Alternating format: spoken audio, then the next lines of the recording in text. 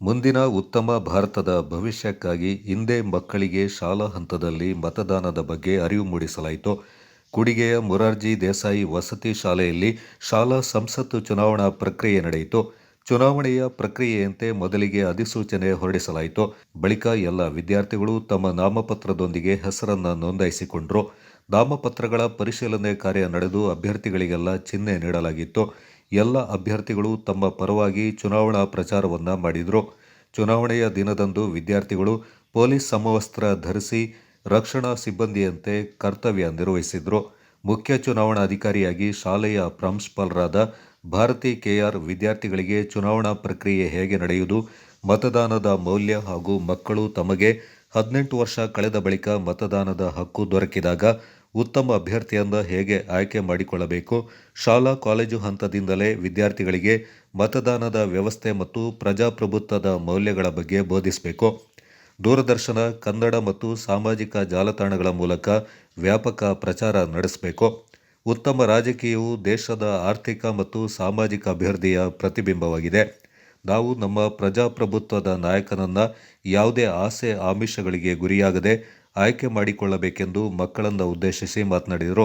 Doctor B R. Ambedkar ಅವರು ರಚಿಸಿದ ಈ ಸಂವಿಧಾನಕ್ಕೆ ನಾವೆಲ್ಲರೂ ಅರ್ಥವನ್ನ ಮತ್ತು ಗೌರವವನ್ನ ನೀಡಬೇಕೆಂದರು. ಎಲ್ರಿಗೂ ನಮಸ್ಕಾರ.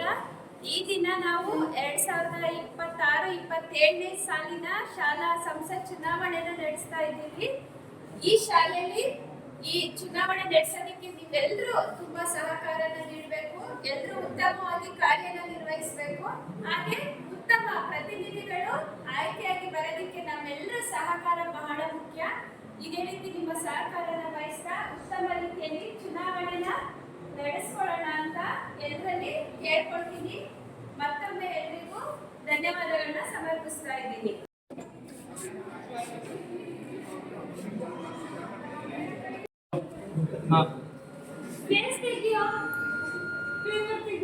ಶಾಲಿನಿ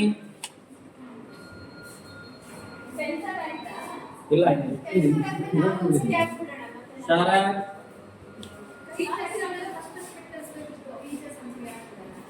ಶರತ್ ಕೇತಿ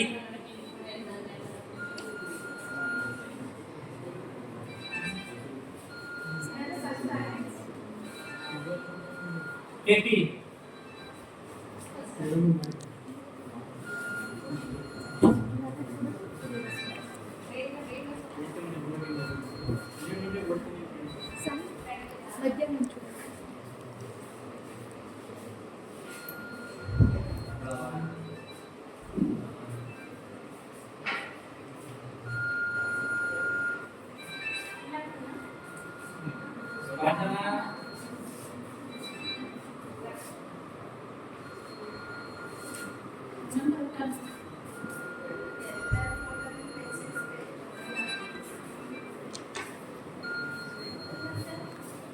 Okay.